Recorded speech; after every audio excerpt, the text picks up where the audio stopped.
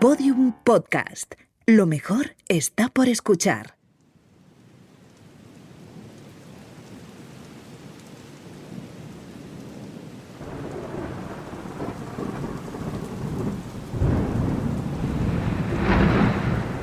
En la mitología nórdica, Thor es el dios del trueno.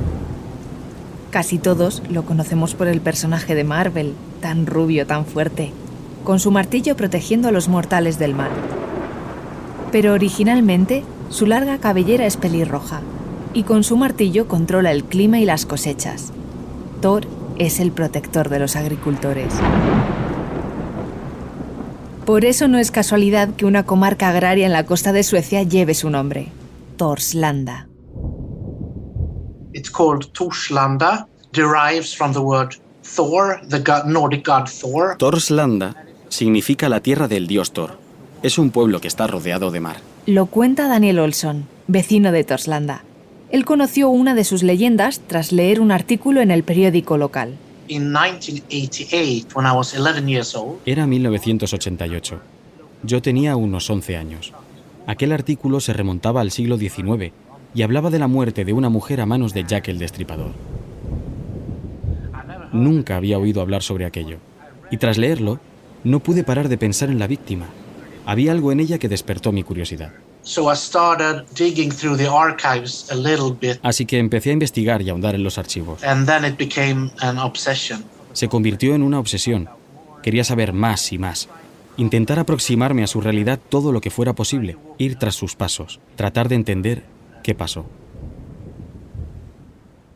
Es fácil imaginar por qué Daniel Olson se obsesionó tanto con esta mujer. No siendo coetáneos, tienen algunas cosas en común. Both Elizabeth and myself, Tanto ella como yo vivimos en el mismo distrito de Gotemburgo, en una zona insular. Y además nací a unos 10 kilómetros de su pueblo natal. you know, the home where she was born. La granja donde nació sigue en pie hoy en día. Su nombre era Elizabeth Stride. Canónicas.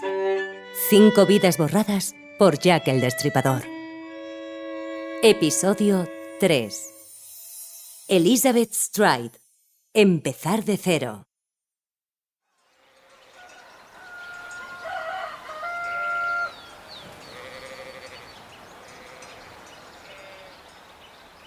Elizabeth she was born in this little, it was a farm. Elizabeth nació en una granja cerca del mar, en Torslanda. Creció rodeada de mazorcas y otros cultivos, viendo el océano desde su casa. When Elizabeth was a kid, I think there was Cuando Elizabeth era una niña, Torslanda tendría unos 1000 habitantes. Ahora llega a unos 10.000. Hoy en día es un pueblo de clase media alta. Es una zona más o menos adinerada. Para entonces Elizabeth no era Stride, sino Gustafsdotter, la hija de Gustav. Un hombre recto con manos ásperas de trabajar el campo. and my understanding is that she Elizabeth probablemente ayudara en los deberes de la granja desde bien pequeña. Allí aprendió la moral de la época, buenos modales y trabajo duro. was homeschooled a few years. Durante los primeros años, su educación fue desde casa, aunque más tarde fue al colegio de Torslanda. And actually she got confirmed. Cuando se confirmó, indicaron en los registros de la iglesia de Torslanda que sus conocimientos bíblicos eran buenos y sus maneras excelentes.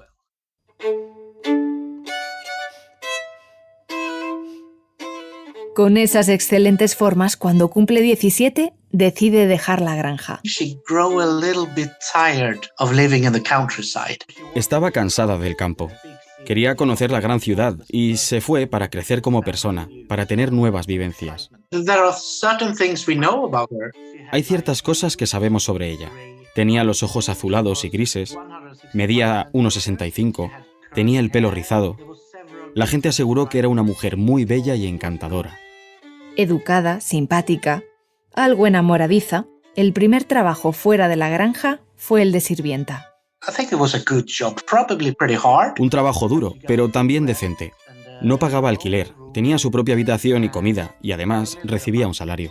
She worked there for Allí trabajó 3 años, y después algo extraño sucedió. En el invierno de 1864, no sabemos muy bien por qué, fue despedida. I think something might have happened between Elizabeth and her employer. Yo creo que tuvo que ocurrir algo entre Elizabeth y su empleador. Quizás tuvo que ver con un lío sexoafectivo, pero no hay prueba alguna de qué pasó. Tras su salida, su rastro se pierde durante 10 meses. Nadie ha sido capaz de dar con ninguna prueba, ni siquiera la historiadora Hallie Rubenhold. ¿Qué pasó durante aquellos 10 meses? And she turns up in the records, single and pregnant. De repente los registros documentan soltera y embarazada. Then she stands with no job, no income. De golpe se encuentra sin trabajo, sin salario y sin un lugar donde poder quedarse. Era invierno, hacía frío afuera y no tenía nada. Fue aquel año en el que Elisabeth Gustavsdotter se empezó a prostituir.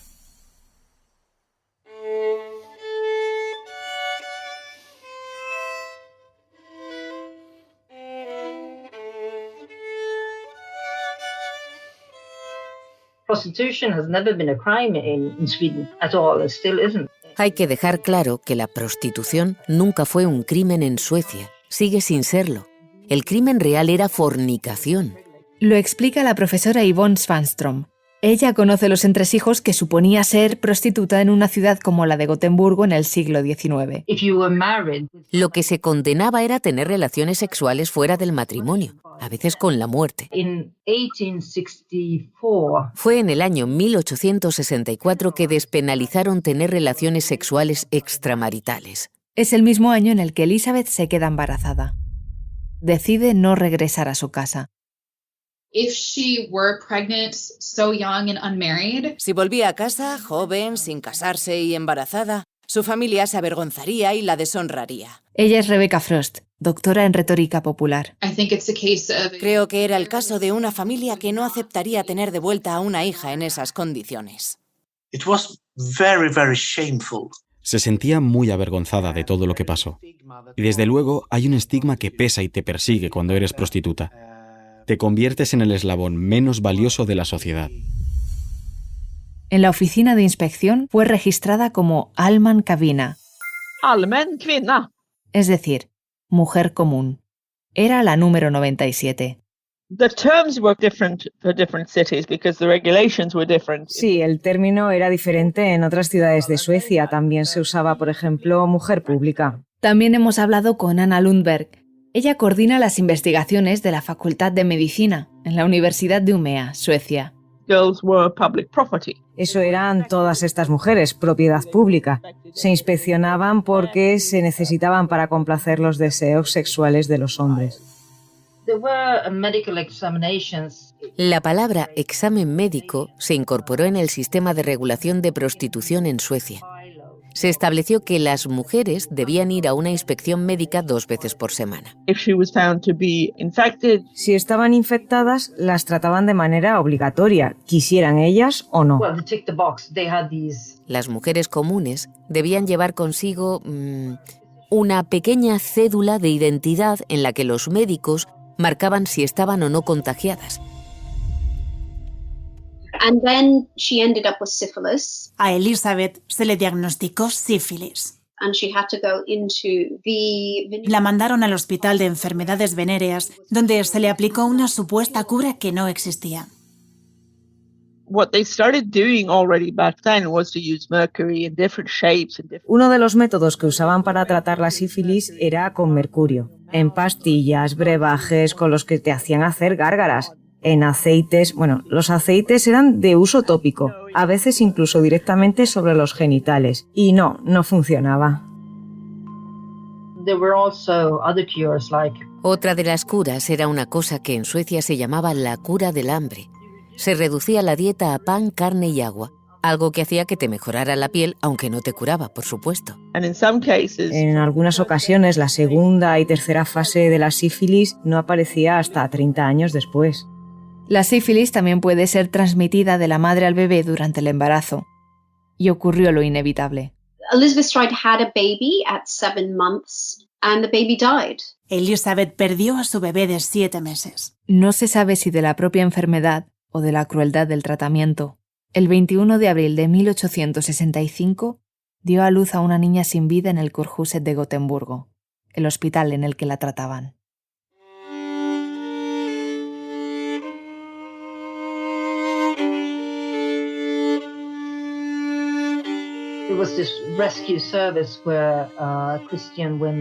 Había un servicio de rescate cristiano para mujeres como ella. Básicamente, las involucraban en actividades para la iglesia. Para salir del registro de prostitución tenías 3 opciones. La primera, casarte. La segunda, encontrar un trabajo digno y que alguien lo acreditase. La tercera, estar apadrinada, es decir, tutelada por un familiar o un amigo. Somehow she found a woman named Maria. Elizabeth encontró a una mujer, María.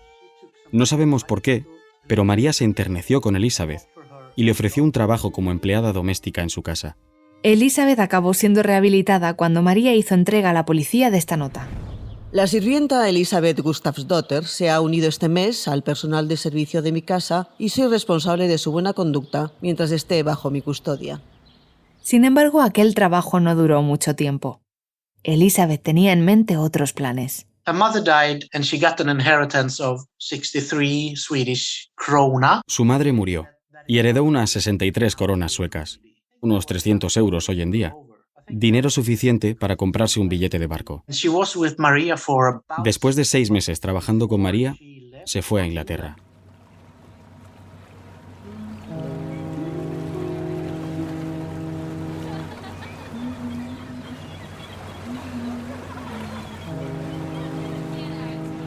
Elizabeth dejó atrás sus peores recuerdos y llegó a una ciudad que jamás imaginó.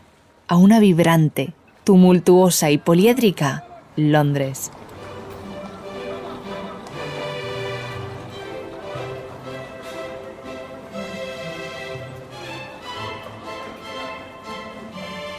She was registered in London in... Elizabeth fue registrada en Londres en julio de 1866. She was only 23 years old. Tenía solo 23 años. Londres era una de las ciudades más grandes del momento. Llegar sola a una capital así tuvo que ser difícil y había que aprender rápido. Lots of people said she spoke English. Mucha gente decía que hablaba muy bien el inglés sin acento alguno. I think she might have learned a little bit in... Quizá aprendió un poco en Gotemburgo, en la casa de María, porque su marido era un hombre de negocios que hablaba inglés. Quizá aprendió un poco también en el barco. Elizabeth comenzó a trabajar como sirvienta en una casa cerca de Hyde Park y en su tiempo libre descubrió que no era la única migrante. There was a Swedish church in London where she went to. Había una iglesia sueca en Londres a la que ella acudía. El reverendo le ayudó mucho con el dinero y con el idioma. En esa iglesia no para de contar mentiras. Robert Hume, profesor de historia. Dice que viene de una familia muy pobre. Y para conseguir más dinero de la iglesia, inventó una historia sobre cómo perdió a su marido. Aquella fue una de las primeras mentirijillas, que Elizabeth contó sobre su vida. Así era mucho más fácil olvidarse de Gotemburgo, de Torslanda, de su familia, de su pasado. Pronto se acostumbró a su nueva ciudad, donde podía ser quien quisiera ser. Además, ya se movía como una auténtica londinense. Me la imagino con amigos en algún pub de Londres, siendo el centro de atención. Le gustaba ser ella misma, hablar alto, quizá contar alguna que otra leyenda sobre Suecia. Creo que era una mujer divertida. Puede que si bebiera un par de copas de más, Elizabeth se soltase con el inglés. A todos nos pasa. Aunque puede también que la soltura no se la diera el alcohol, sino las grandes tertulias y debates que se daban en los coffee houses a los que asistía como oyente.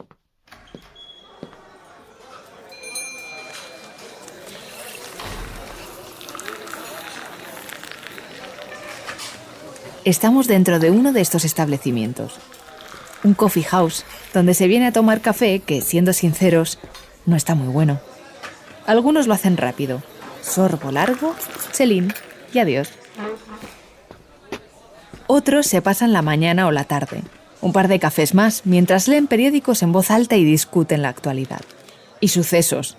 Muchísimos sucesos. El arresto de fulano, la desgracia de Mengana. Sin duda, los coffee houses son un lugar de encuentro. El coffee house es uno de esos sitios que cualifican como especialmente de las clases bajas. Eduardo Valls es profesor titular de literatura inglesa en la Universidad Complutense de Madrid. Siempre había 3, 4, 5 parroquianos que eran los más conocidos, que solían ser el centro de atención, el centro de la conversación. Ahí no tenías licencia de alcohol, tenías licencia solo de servir café o té. Se podía fumar. Lo normal es que hubiera una gran nube por encima de todo el local. Some people describe the floors of the coffee houses as full of muck. Algunos describen el suelo de los cafés llenos de marcas de la gente que había estado antes. No se limpiaban los suelos ni las mesas. Es un sitio interesante porque te permite una dualidad. Ser una persona pública en el sentido de que podías tener una conversación donde realmente fueras a lo mejor un líder de opinión.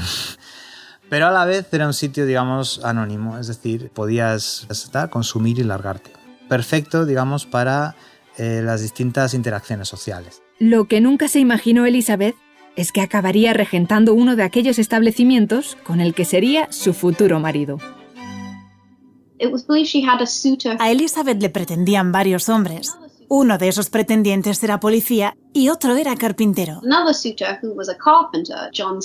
Se llamaba John Thomas Stride. John Stride era un señor 20 años mayor que ella y sin demasiados encantos. Pero Elizabeth lo tuvo claro. Él venía de la construcción naval, de un negocio familiar del condado de Kent. Tenía trabajo fijo y además se esperaba que heredase bastante dinero de su padre. Algo que finalmente nunca sucedió. Pero ¿cómo iba a saberlo Elizabeth, que dio el sí quiero, se cambió el Gustavsdotter por Stride y la S de su nombre de pila por una Z?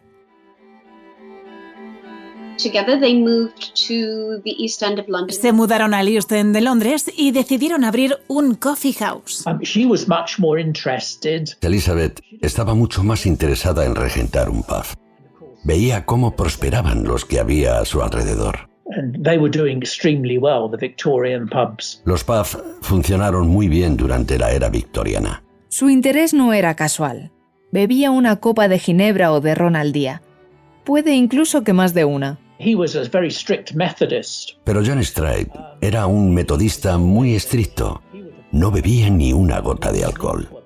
No entraba nunca a ningún pub. Mucho menos iba a ser el dueño de uno. El East End de Londres era una zona de obreros, sin tiempo libre, sin demasiados ingresos. Era el lugar erróneo para abrir un café. El negocio fue bien durante un tiempo, pero después comenzó a fallar. No prosperó y el matrimonio se vio con problemas económicos. Comenzaron a surgir tensiones alrededor de la bebida. Ella bebía cada vez más, incluso a veces a escondidas de su marido abstemio. Aquella bomba acabó estallando e hizo que John Stride pusiera punto y final a la relación. Elizabeth comenzó de cero, por segunda vez.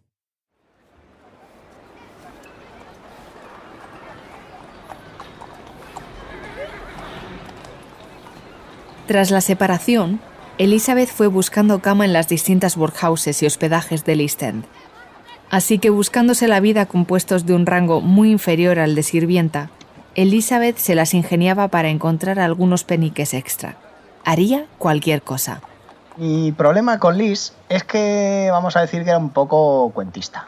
Pero cuando digo un poco, es que tenía engañado a su propia pareja. Iván Figueiras, autor de Jack el Destripador, caso abierto, conoce muchas de las triquiñuelas de Elizabeth Stride. Su novio creía que tenía 7 hijos al otro lado del río. O sea, con eso ya está todo dicho. Y las historias que contó, o sea, da para escribir un libro de aventuras. Elizabeth cambió su identidad en numerosas ocasiones. Una vez pretendió ser superviviente del desastre del Princess Alice, un desastre marítimo, una colisión de un crucero con otro barco en el Támesis.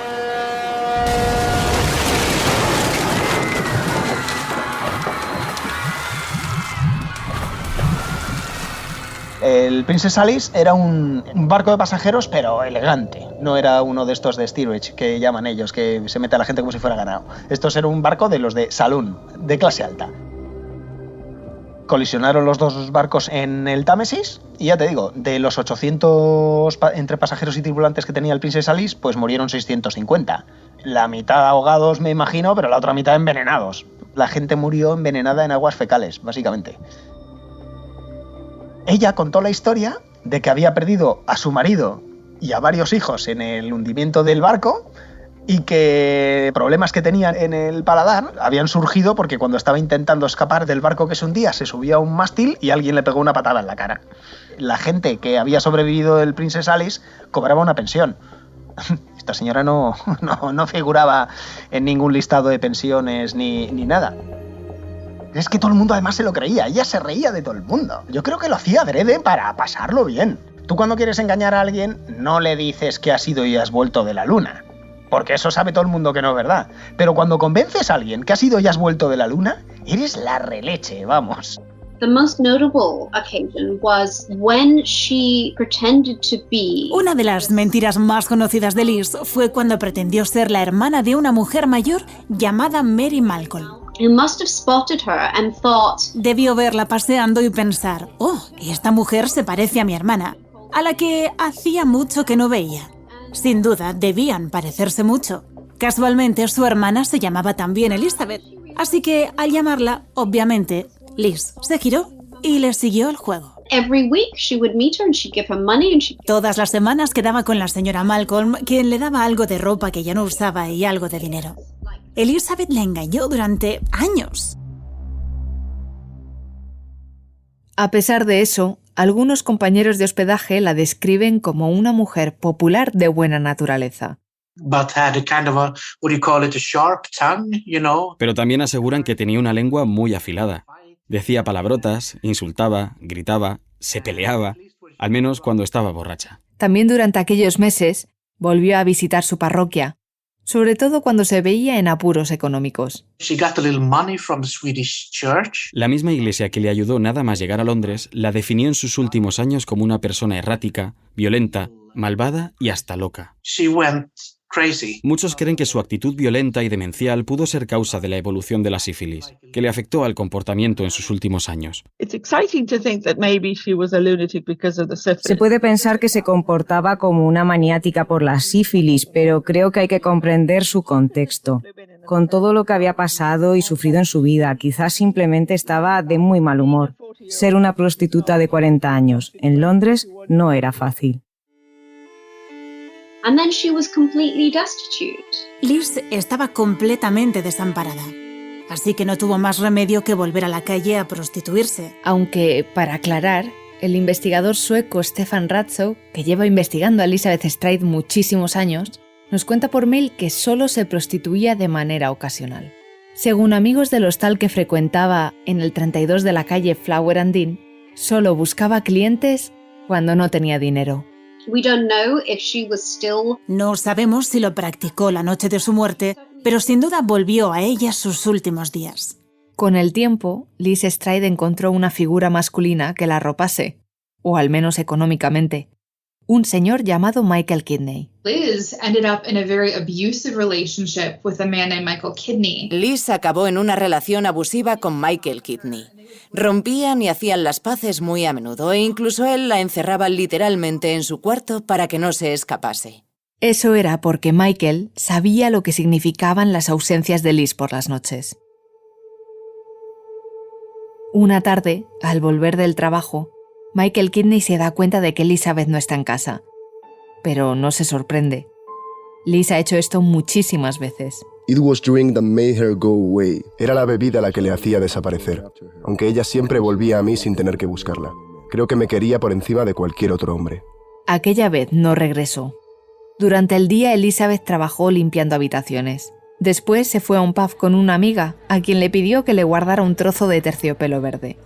Hasta que regrese, dijo.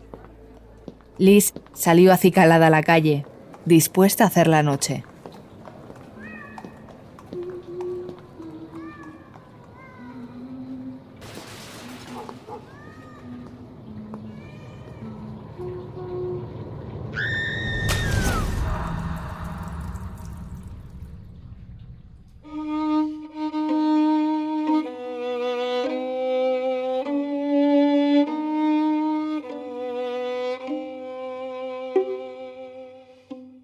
Días después, Michael Kidney escucha atónito la noticia que corre por el East End. Los cadáveres destripados de 2 mujeres fueron hallados en diferentes calles del barrio. Tras ser citado en la morgue, hace de tripas corazón. Una de ellas es Elizabeth Stride. Más testigos fueron a identificar el cuerpo. Por ejemplo, la señora Malcolm, aquella mujer a la que Elizabeth engañó. Así recogió su declaración el Daily Telegraph. ¿La reconoce? Es el cuerpo de mi hermana, Elizabeth Watts. No tiene ninguna duda al respecto.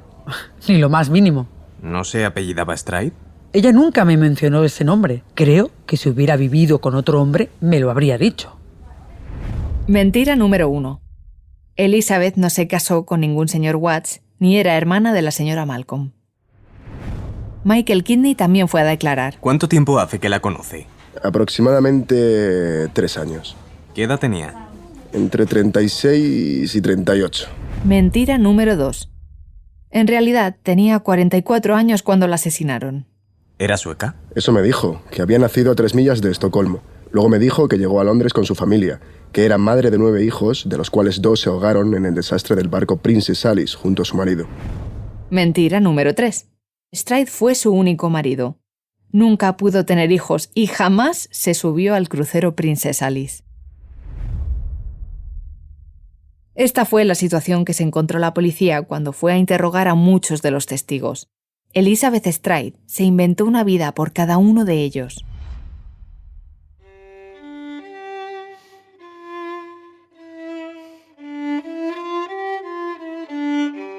I think Liz Stride, she was able to completely break with that old life, more on her own terms. Liz, en cierta manera, eligió la vida que tenía. Fue quien decidió irse de Suecia. En Londres podía empezar de cero. Imagínate eso. Debía ser terrible pensar que no vas a volver a casa nunca más. That news got to her from the media. Su hermana supo que Elizabeth fue asesinada a través de los medios locales, que un mes después corrigieron una noticia. La víctima del crimen en Londres sobre el que habían informado no era de Estocolmo, era de Torslanda. That became a shame of the whole family. Fue una de las mayores vergüenzas de la familia.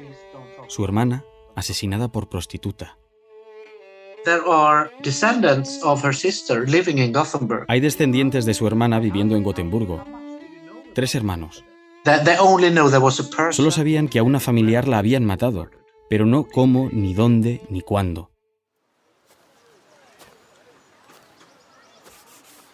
4 years ago, they went over to visit her grave in London. Hace 4 años, fueron a visitar la tumba de Elizabeth Stride, en Londres. Le pusieron flores y le dijeron adiós. Hej Laura, det är Arne som ringer dig. Du ställer frågan vad vi tyckte. Me manda este mensaje Arne Jacobson, uno de los 3 hermanos que fueron a visitar los restos de Elizabeth. Él tiene ahora 79 años. Me cuenta que conocer que Elizabeth fue asesinada por Jack el Destripador fue difícil de asimilar y que el viaje que hicieron fue muy emotivo. Al llegar al cementerio en Londres, limpiaron la tumba, que estaba en muy malas condiciones. Le escribieron una carta, le brindaron oración y le regalaron un ramo de flores. Rosas, me dice. Eran rosas. Esto fue 130 años después. El único momento en que Elizabeth Stride, la eterna inmigrante, volvió a estar cerca de su familia.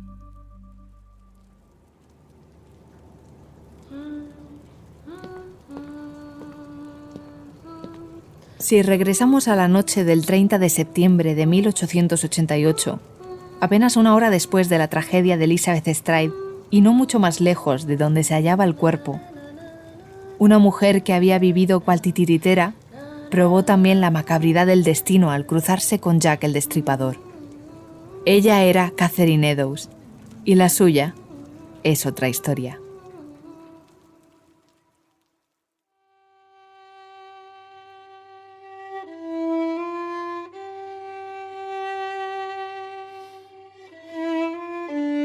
Una historia de viajes por Inglaterra vendiendo poemas populares. La puedes escuchar en el próximo episodio de Canónicas, en Podium Podcast. Canónicas es una serie original de Podium Podcast. Dirección y guión, Laura Martínez. Diseño sonoro, Ignacio Cantisano. Edición de contenidos, Ana Rivera. Música original, Rubén Martínez. Producción, Jesús Blanquiño. Producción ejecutiva, Lourdes Moreno y María Jesús Espinosa de los Monteros.